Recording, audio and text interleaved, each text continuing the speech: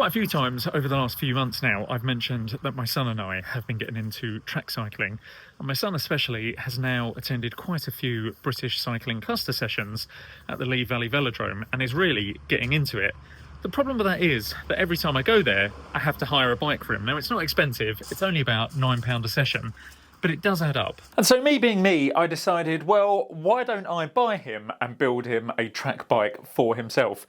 Which is exactly what I've got here. Now, this will probably be the quickest and easiest bike build I'll ever do, because this thing being a track bike has no brakes, has no gears, has no front or rear derailleur, and has no cabling whatsoever. It is literally just the frame, the fork, two wheels, a crank at the front and a fixed cog at the back. Now, I know what you're thinking, that this bike will have absolutely no relation to any of the riding that I do, either on the road or on gravel, but I am nothing if not an equal opportunity cyclist. So as long as it's got two wheels, I'm happy. And if nothing else, some of the bits that I have bought for this bike might be of interest to other people. So I thought it might make a bit of an interesting video anyway. So with that in mind, this is the Tsunami SNM100 track bike frame. Now, being a track bike, it does have the straight out back dropouts at the back of the bike in true track bike fashion. Now, this frame in particular is a 52 centimetre frame. My son is 160 centimetres tall, or around about 5'2".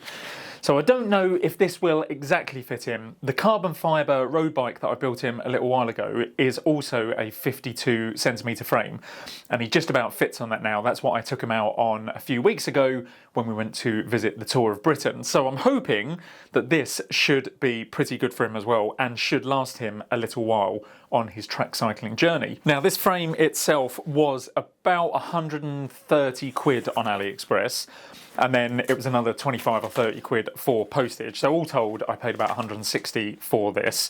But it is, to my eye, a pretty beautiful looking frame. It is a matte black colour with this gloss Tsunami also in black down the down tube. He chose this colour specifically. He doesn't actually know that this bike has arrived yet, but I said one day I might build him a track bike and asked him to choose a colour, and this is what he chose. So this is going to be a complete surprise for him when I finish building this. So I am very much looking forward to seeing the excited look in his face. The other thing about this being the quickest and easiest build I've ever done is it pretty much needs to be, because this evening, after building this, I'm taking him again to the Lee Valley Velodrome for another track session. So I want to try and get this built quick time so we can put it in the car tonight, head down to Lee Valley, and he can have the first use of it. So let me hurry up and take you through the rest of the bits for this, and then we can get on to the build phase. Now, the frame does also come with the fork, obviously, and this is all actually an aluminium construction. This is full aluminium frame and fork. I was looking initially for a carbon fibre frame for him, but I think at his current age, his current weight, he'll get more than enough use out of an aluminium frame, and he won't see too many disadvantages over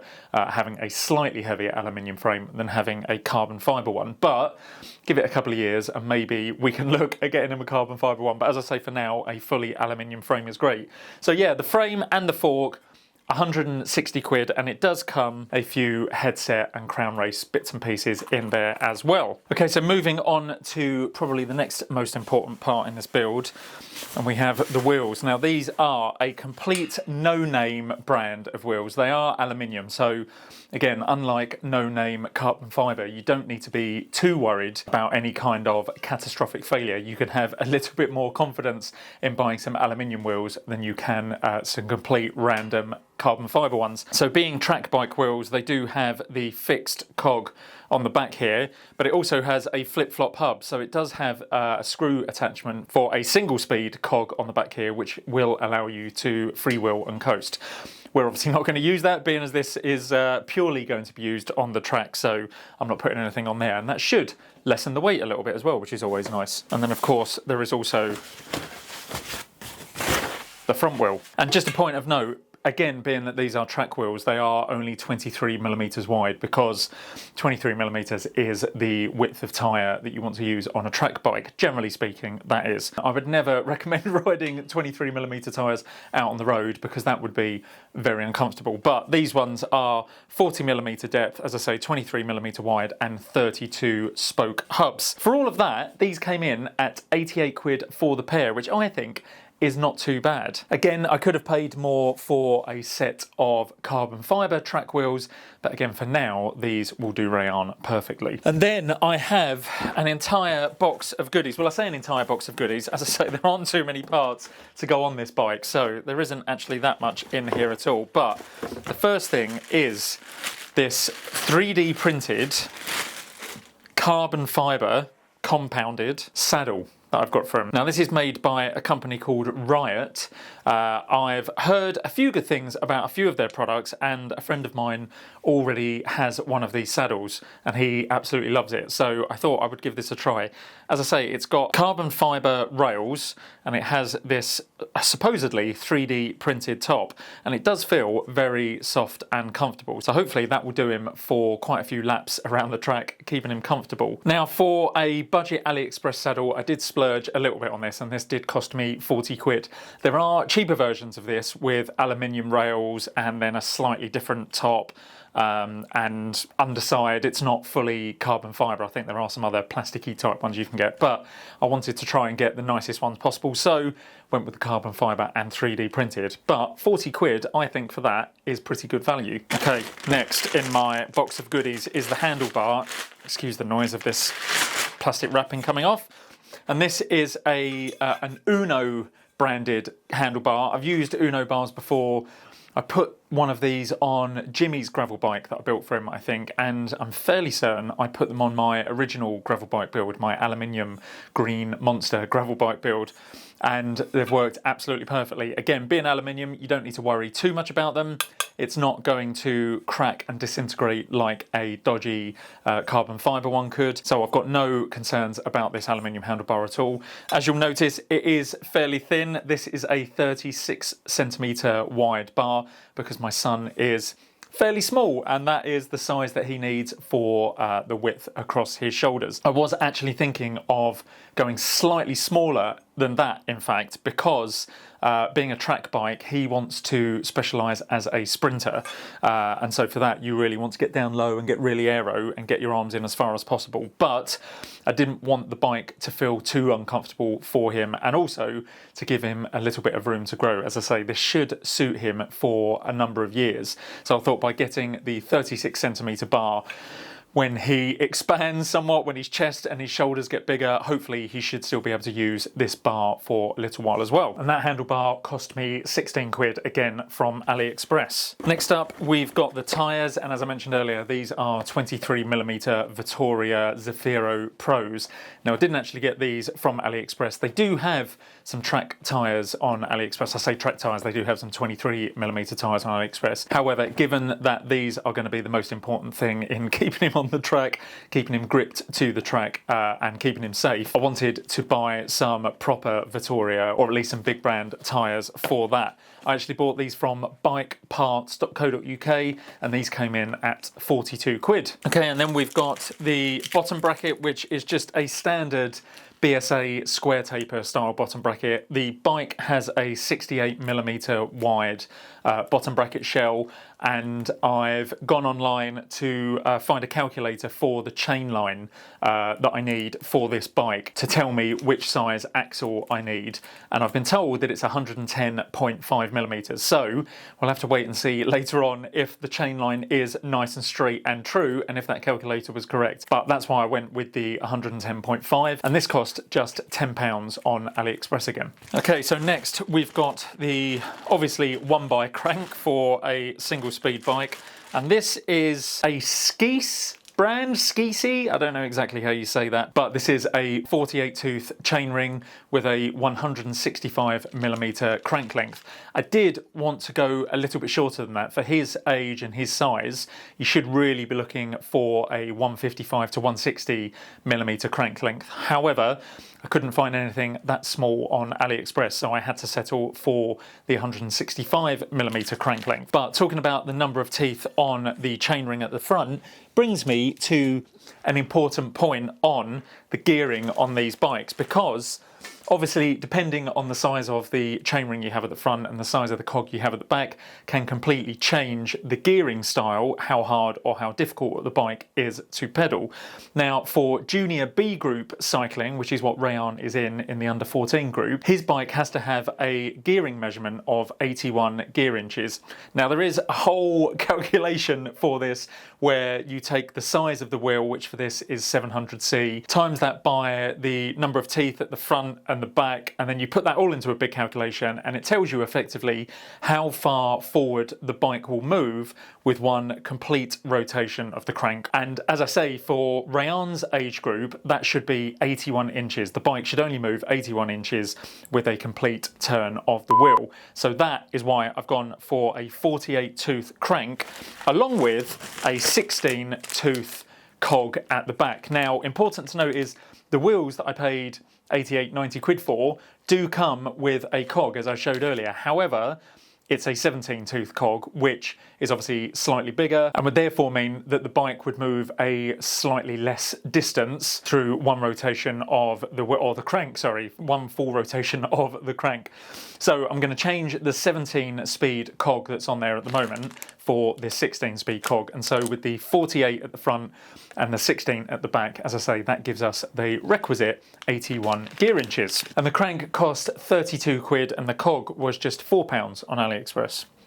Right, so now we are getting down to the meat and potatoes of this build. We've got an aluminium seat post. Again, I didn't think there was any point in splashing out on a carbon fibre one. Probably wouldn't have been too much more expensive, but for the extra cost, there would have been no real benefit. So I just went for an aluminium one. And this was just £8 on AliExpress. Then we have the stem.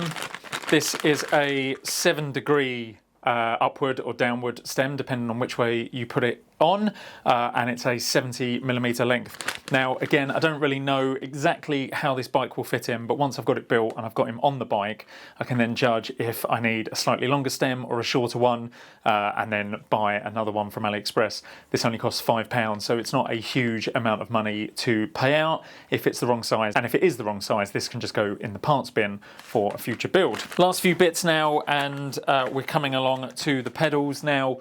All of the bikes that they have at the Lee Valley Velodrome are Condor bikes, and they are all fitted with Look Keo style pedals.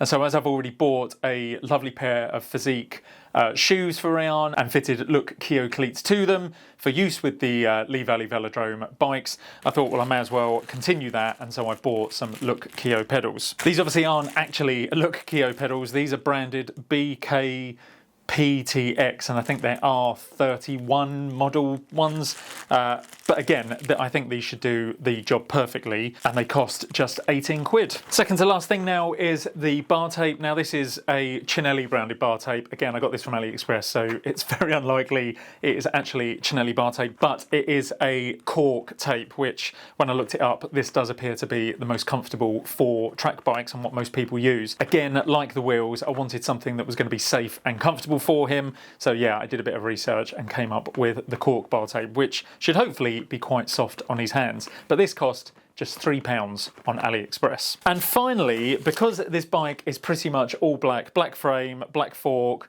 black wheels, black cranks and everything, I decided that it needed just a little bit of bling, so I decided to buy a gold coloured singles speed chain. Now, I know that's probably a little bit extravagant and you might think it's going to look a little bit gaudy, but I think it should look quite pretty. Now, with this chain, I'm ultimately going to be waxing it because unlike a bike that goes out on the road bike or a gravel bike that is constantly going to get dirty, and with wax, the amount of miles you do on it, you could end up having to re-wax it quite often. A track bike, there should be none of that dirt or grime or anything like that to build up into the chain that would require re-waxing it very frequently. So I'm going to take this out of the box at some point. I'm going to completely strip it of all the manufacturing oil that's on it currently and then do a hot dip wax of it. And so with all that said, that is my box empty, and that is everything I'm going to need. And all of those bits, the frame, the fork, all of the components I've just been through, come to just under 440 quid. And as I said earlier, given that this thing has no brakes, no shifters, no derailleurs, no cable management and no cables to run, this could be the quickest, the easiest and possibly the cheapest full brand new bike build I've ever gone through. And so with that in mind, let's get on with it.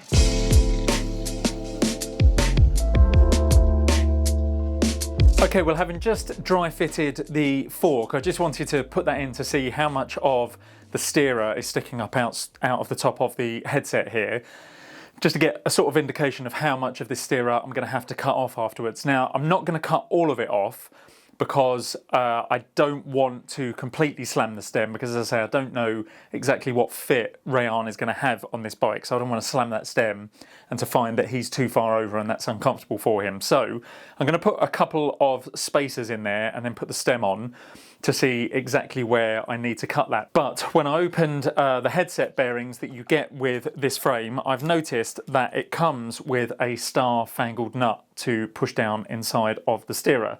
Now, this is something that you will generally use for an aluminium or a steel steerer. You wouldn't use this on a carbon fibre steerer because essentially what you do is you hammer this star nut down into the top of the steerer, and then that effectively fixes it in place. It sits there fast and doesn't move. And then once you put all of the stem and everything else on top, you put this headset top cap on, that screws down into the star-fangled nut and it pulls everything together to stop that headset having any play in it. Now, as I say, you can use these for aluminium and steel steerers. The problem I've got is that I don't have a star-fangled nut setting tool. Now that causes an issue, because if the star-fangled nut doesn't go in perfectly straight, even if it's off at a slight angle, the screw for the top cap then won't screw straight down into it. So instead of that, I have got a spare expander plug here. Now, the way that these expander plugs work, and this is the sort of thing that you would use for a carbon fibre steerer, but essentially what happens here is that this plug drops straight down into the steerer tube.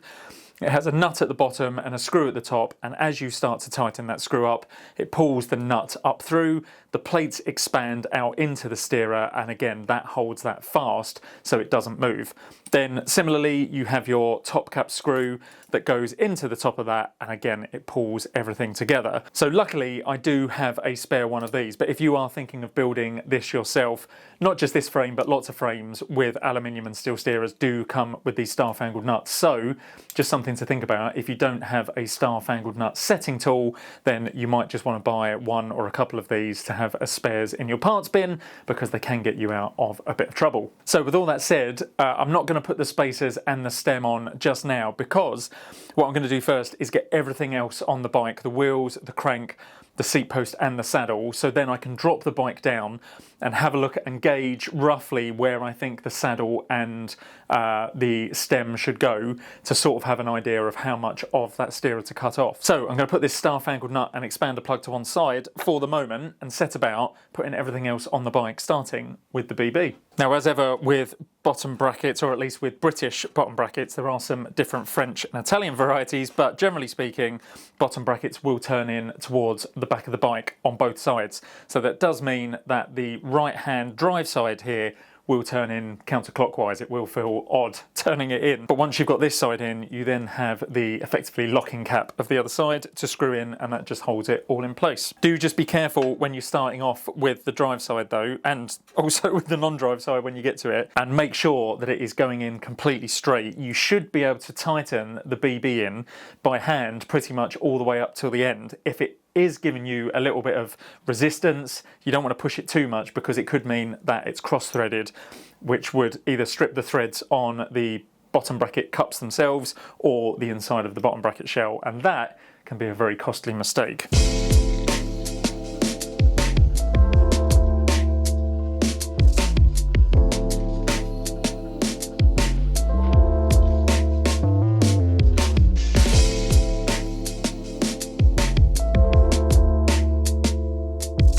quick point of note, I've already got the front tyre on, although I didn't capture it on camera because I didn't hit the record button when I thought I did. But the front wheel is on, but with these Vittoria Zafiro Pros, they are rotational, so there is a rotation arrow on here. Now with the front wheel, that doesn't matter so much because obviously the wheel can go on either way, regardless of which way you've put the tyre on, so you're always going to be able to sort that out. However, with the rear wheel, it is only ever going to be on with the cog on the right hand side, and so when you put the tyre on, you need to make sure that it's going on in the right direction as the wheel will be spinning, which is that direction. So with that in mind, I'm going to get the tyre on now and the inner tube in, and then the wheels are done and we can throw them on the bike. Oh, and one other thing to mention while I'm here, as ever, always make sure that you keep the branding of the wheel over the hole for the valve stem. That way, when you get a puncture, when you find which part of the inner tube has been punctured, you can then use that to find where on the tyre the sharp object might have gone through, and then you can check the inside of the tyre to make sure it's not still there. Right, well that is the second tyre on, and it's on in the right rotation.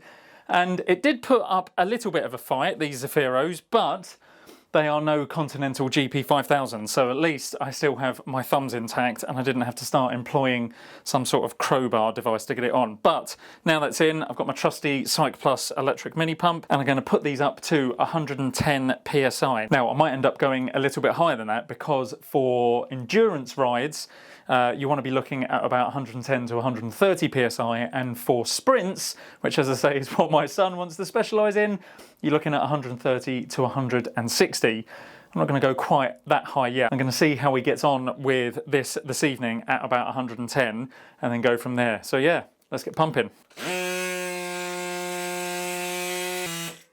That is both the tyres and the inner tubes in, but as I mentioned earlier, this has currently got a 17 tooth cog on it, and I need to change it for the 16 tooth ones. So to get these cogs off, the cog itself actually spins off in the standard righty-tighty, lefty-loosey method, as you might imagine. So once I've got the locking ring off, I can just spin the cog off. However, the locking ring goes the opposite way. So to get that off, you just get your handy-dandy Park Tool 3-prong tool, and this one is actually already quite loose, and spin the locking ring off. Then you're going to need a chain whip, and as I said earlier, turn in a standard counterclockwise direction. This one is putting up a bit of a fight. There we go. And once we've spun that off, we grab our new 16 tooth cog and spin it back on. Now you can go ahead and tighten it up a little bit with your chain whip, but honestly, once you get the chain on there and you start cycling, it will naturally tighten that up anyway, so you don't need to worry too much about that. And then just back on with the lock ring. And that is how you change a fixed wheel cog. Right, just putting that on loosely. Obviously I can't do it up too tight at the moment because I need to cut the chain and fit the chain to it.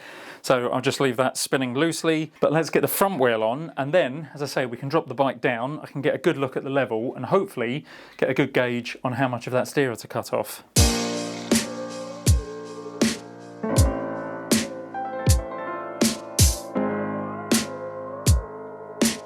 Right, well I think that looks just about right. Now initially I did have to go and measure Rayan's road bike because as I say, that fits in perfectly at the moment. So I measured the middle of the bottom bracket to the top of the saddle distance on the road bike, and then came in and transferred that over to this bike. So I know fairly certainly that the saddle should be in the right position for his leg length, although those cranks are 170 or even maybe even 172.5 on the road bike that he's got there, 105 cranks on there. So I did just make a little bit of an extra adjustment. I did move the seat post up just 5 or 10 mil or so just to account for that.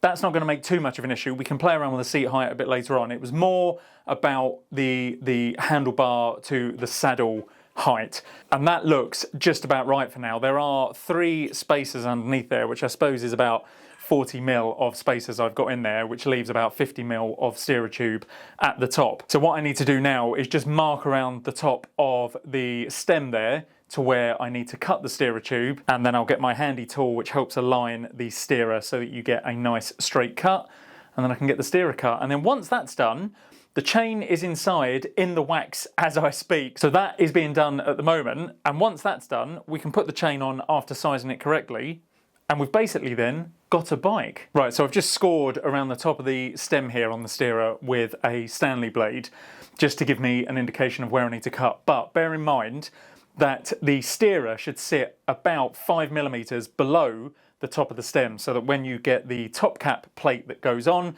and that screws down, it gives it enough room to pull everything up into place. This is fairly tight at the moment. I don't need to worry too much about play here, so as I say, I've marked that in the right place, but when I come to cut it, I will take an extra 5mm off of that to make sure the steerer is below the top of the stem. Right, so it's been a while since I've used this tool, but it is the Park Tool SG 7.2, and it's named the Oversized Adjustable Saw Guide.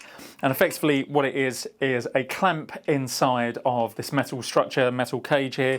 You feed the steerer through and then you can clamp down onto it, and it gives you these clear guides in the top to go down to give yourself a nice cut. Now, you'll note that there are two strips, one either side of the clamping mechanism, and that is because this is designed to cut both steel and aluminium tubes as well as carbon fibre, and the larger size is for carbon fibre because a carbon fibre hacksaw blade is a little bit wider and so needs that extra width to cut down through the gauge here. For this one though, we're going to be using a standard hacksaw blade, so that's going to go in the thinner side. Now ordinarily I would set this up in a clamp, but I'm just going to raw dog this and do it by hand. Try it and hold this in one hand and the hacksaw in the other and see if I can cut through it. I have now marked up my steerer tube to show exactly where I need to cut, including that 5mm discount that I mentioned earlier that I need to take off so that it sits below the stem. So with all that said, let's get this steerer cut.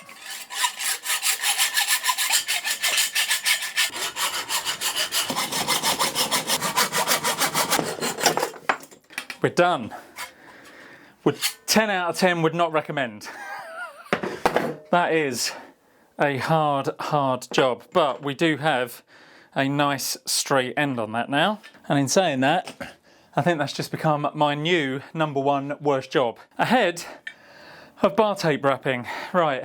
And I've still got that to come. But yeah, we've got a nice straight edge on that now, which is very nice, but it is a little bit ragged around the top there. So I'm just gonna give it a quick file with a rasp file here just to take off the really sharp bits there.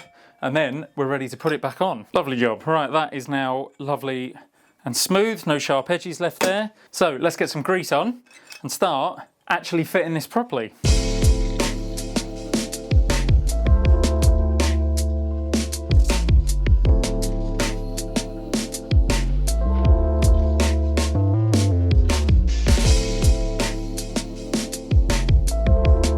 Well, that is the bar tape done, and that was, I have to tell you, a hell of a lot easier than doing it when you have to go around shifters. Again, I'm still not the best bar taper in the world, but that will do. That is not coming off. That is stuck on there nice and sticky with that electrical insulation tape facing outwards. So one last job to do, and that is head inside, get the newly waxed chain and get it on, and then we've got a bike. One freshly waxed chain with bits of wax dropping off all over the place, but that is normal. That will happen for a little bit. But what I need to do now is size this chain, and I have to say I've never sized a fixie or single speed chain before, so I did just look it up. It's not too difficult, but essentially what you need to do is push the wheel all the way forward in the horizontal dropouts, wrap the chain around the cog and the chain rings, and then effectively just bring the chain together with a little bit of slack on it. Once you've then pulled the wheel back into position and tightened that up, that takes up that slack, and that should be the perfect length. Now do remember to make sure that where you cut is ending on an inner link, not an outer link, because when you use your master link to connect the two ends of the chain, these are outer links that go through the inner link rollers, if that makes sense. Now, I've said in previous videos, I'm never that good at explaining how to cut chains, how to size chains, so as ever, I am going to direct you to some kind of Park Tool video, and I'll leave the link in the description and put it up here somewhere so you can go and watch a professional tell you how to do this properly. I will just say though, having put that straight on there, that chain line is looking pretty spot on, so that calculator I used that told me I needed a 110.5mm bottom bracket axle, yeah, spot on. Thank you very much. Right, well there we go. That is one fully functioning fixed speed track bike, and I think that looks absolutely stunning. But let me get it outside and I'll take some close-up shots of it and then I'm going to show it to Rayan and see what he thinks. You ready? Yeah. Oh my god! Thank you. Oh my god! That looks so cool. Do you like it? Yeah. Oh, it's so, what is this seat? It's 3D printed and carbon fibre. Oh, it's so good. Oh my, this is so cool. You like the colour? Yeah, thank you so much. And the gold chain? Yeah, that's so cool. Right. Well, now we just need to get you to the track, right? Yeah. But you need to get changed. Yeah. Ready for this? Yes.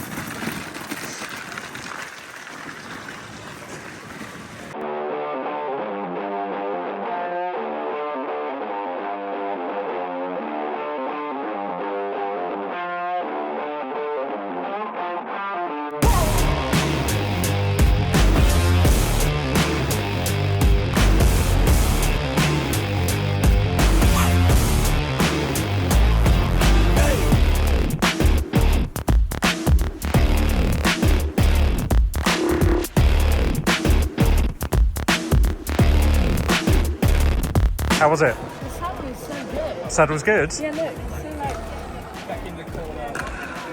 It's a 3D printing for you. Yeah. You like it though, yeah? Yeah, it's so good.